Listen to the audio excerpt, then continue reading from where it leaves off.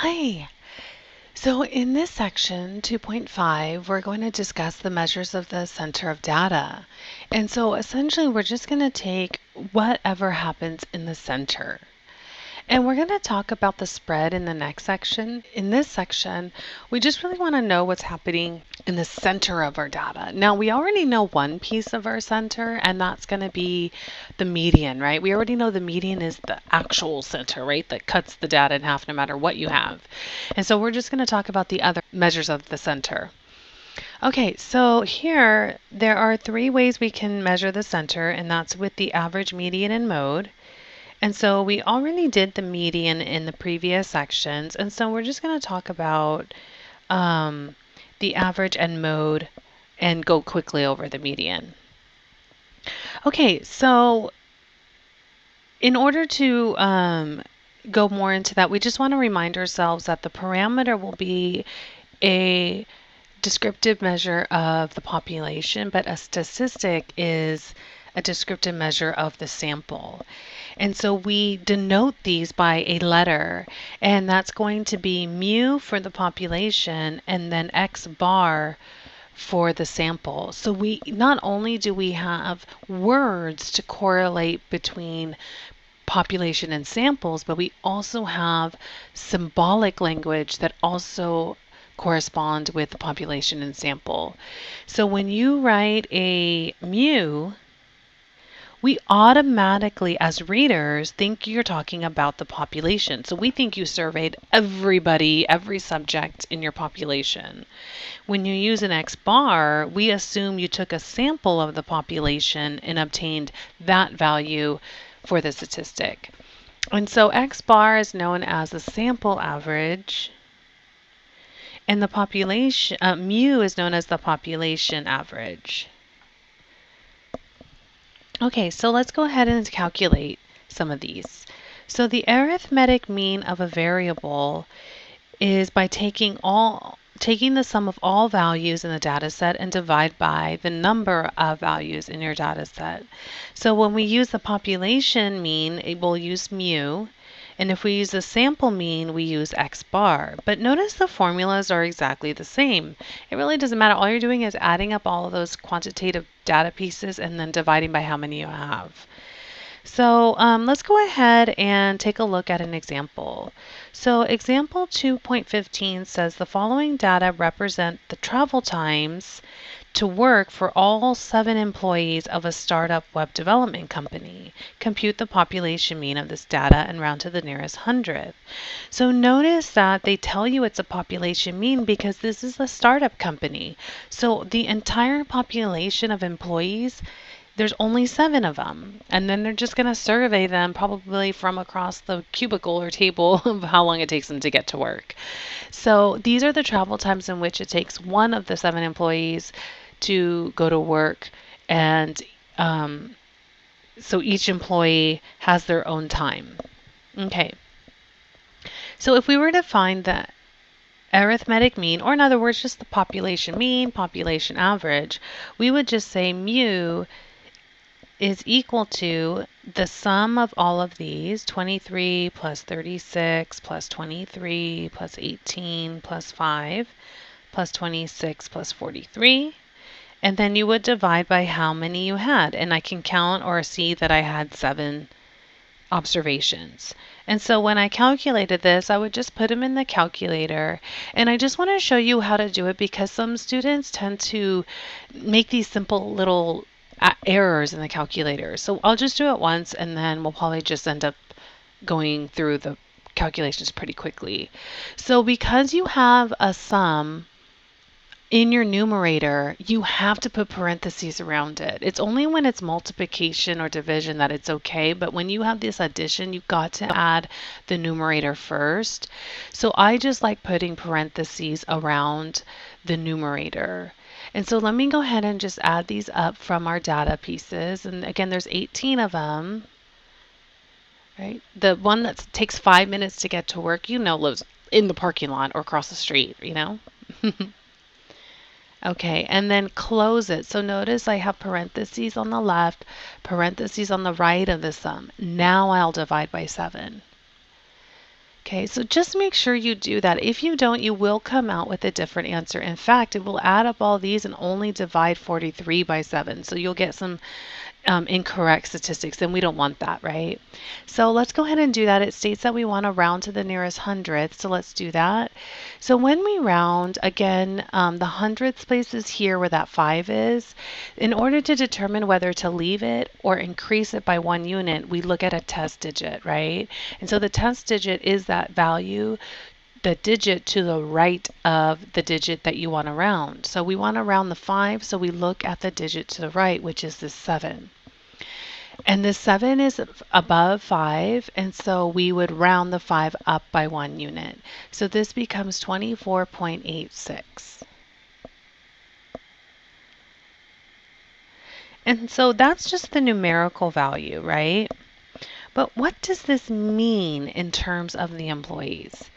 Well, we could say, write it really nicely. We say, well, the average time it takes an employee to travel to work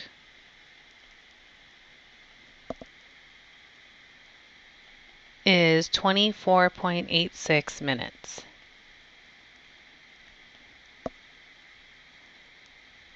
So that's what we really, even though we tell you 24.86, we don't talk like that, right?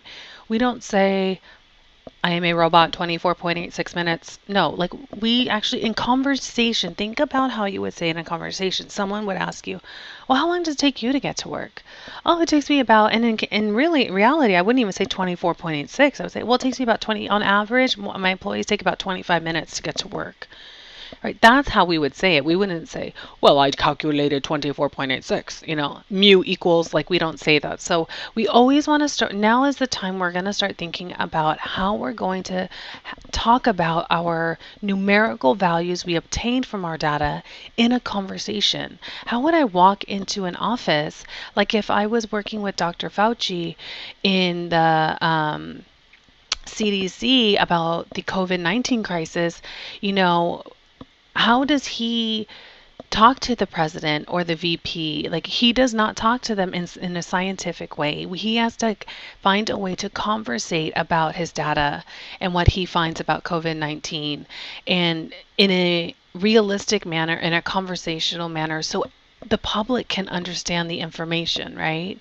So we just want to start doing that. And so that's why we say, we want to always like start interpreting things. Okay, so this company has 7 employees. Well, what if I wanted to just take a sample? What if I didn't have everyone there that day and it was an optional come to work day, right? We can use our calculator to obtain a random sample of 3 employees. And then we'll compute the sample mean. And we'll do this a couple of times, and we might want to try to find a pattern here. So if I were to go to the calculator and take a random sample of 3 employees of these 7 up here, right? So if I have employee 1 here, 2, 3, 4, 5, 6, 7, and I want to if I randomly select them, I have to assign them a number, right? So let me write down the times it takes them to travel to work. So this one would be 23 minutes, 36 minutes, 23 minutes, 18 minutes, 5 minutes, 26 minutes, and then 43 minutes. Okay, now let's go to our calculator, and whatever our calculator gives, we're just going to grab them from this column that's numbered and then grab the minutes. Okay, let me draw a little line.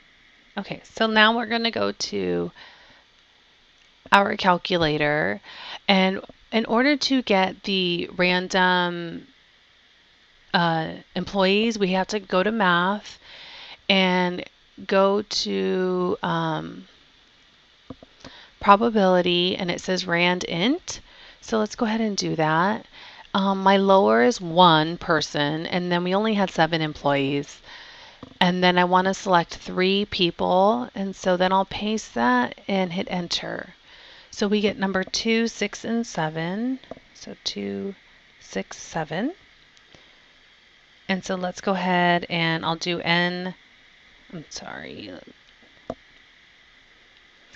I'll do x bar sub 1, because again, this is a sample, remember? So that would be adding 36 plus 26 plus 43 divided by, again, not 7, but how many data pieces you have, which is 3. So if we did this in the calculator quickly, I would have 36 plus 26 plus 43. And let me go ahead and put this in parentheses so that way I could divide by 3. And I get 35.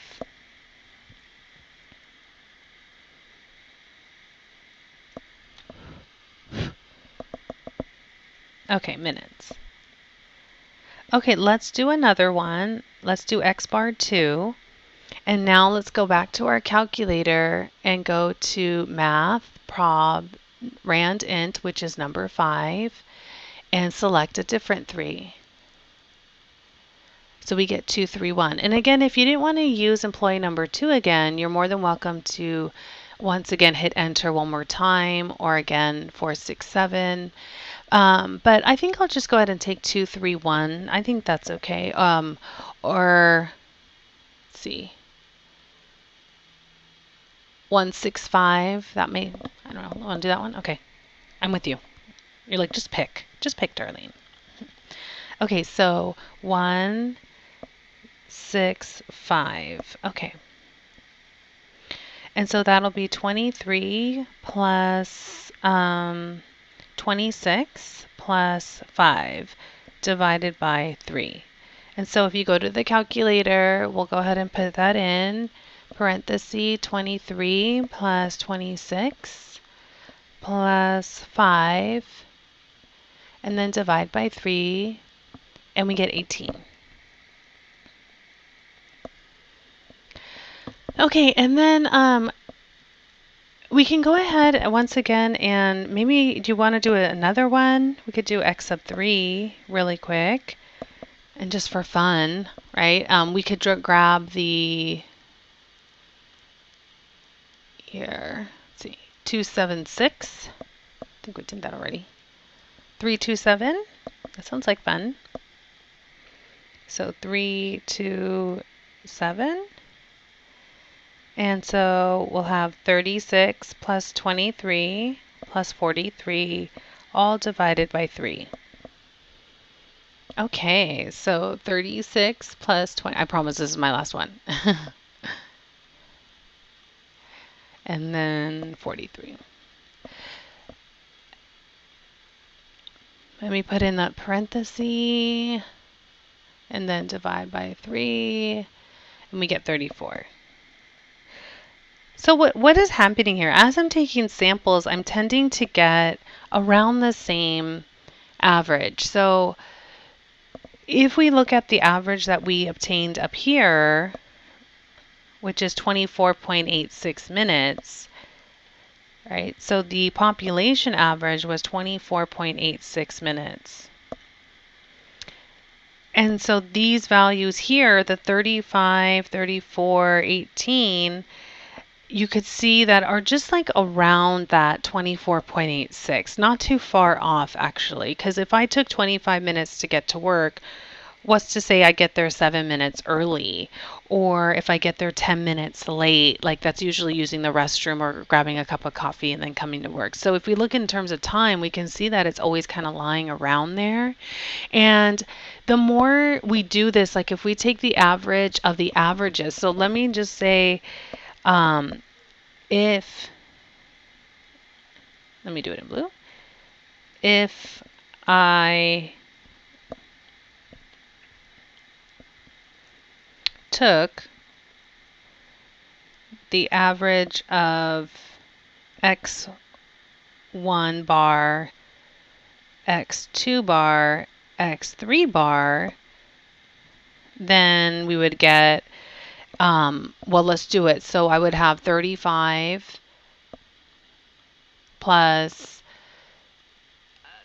34 plus 18, and then divide by 3, and notice we get 29, right? Then x bar is 29 minutes. And if we compare that with 24.86, that's only 5 minutes or 4 minutes apart. And so the idea is if you take the samples of 3 in your little data set of 7 employees and take the average of the averages, you eventually get your population mean. And if I took every combination of a samples of 3 and found the average and then found the average of those averages, then it would be really close to the mean. So I could take one more sample of 3 and I would get closer to 24.86 if I included that fourth sample in the average of the averages. And so what example is supposed to show you is that if you take a sample, you're going to get the sample variability, right? If you just look at the individual means. But if you took the average of those averages of the sample and you took all of them, all possible samples of 3, and found all those averages and took that average, it would be pretty much this population mean. And we're going to talk more about this when we get to chapter 7 or 8. And we're going to see that how this all works. So it's okay if you take a small sample of your population, because you know in the end that if your data is good and your sampling is good, then you're going to go ahead and be able to use that for the population. So let's determine the median for the data in example 2.15. So what I want to do now is go ahead and take all the minutes from the data here and find the median. So let's go ahead and do that. I'll put them down here. Oops. So 23, 36, 23, 18, 5, 26, 43. And we can see that the median is going, remember the median is the 50th percentile. And the locator is 0.5 n. But we could see what the median is here, right? If I went ahead and looked at the endpoint over here at 23, we could see the median is going to be somewhere in the middle. However, notice that it goes from 23 to 36 back to 23, 18. It's not in order. And in order to be able to find the median, we must put them in order. So the first thing we'll want to do always is put in ascending order.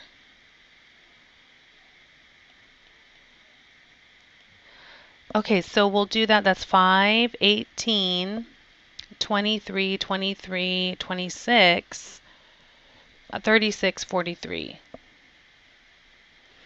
Okay, and then I can see already it's going to be 23 because that's the middle. But if we wanted to find the locator, we can. It's quite simple. So we need n. N is equal to 7. And the locator is equal to 0.5 times 7, which is 3.5. And so if you get 3.5 position, remember when it's a decimal, you're going to round up. And so the mean, or I'm sorry, the median is going to be the 4th position given your data is in ascending order. So if I look at the 4th position, here's 1, 2, 3, oh, wrong one. 1, 2, 3, 4. I can see that here's the middle 4. So the median here, the 4th position data, is going to be 23 minutes. Okay, so that's just a value, right? That's what you just do when you want to talk to your friends, right? 23, I'm a robot. But when you actually say it in conversation, let's Let's write it out. What would I say? You're like, well, 23 is the middle value. No, that's not how I would talk to my friends. How would you say it, right? So let's write it out. So half of the employees take less than 23 minutes to travel to work. And the other half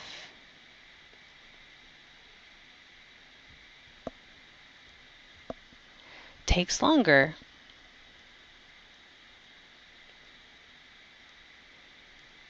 Than 23 minutes. And that's what I would say.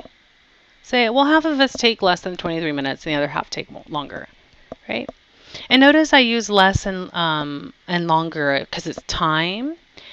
So you always want to use like the correct like pronouns, I guess, when you're interpreting.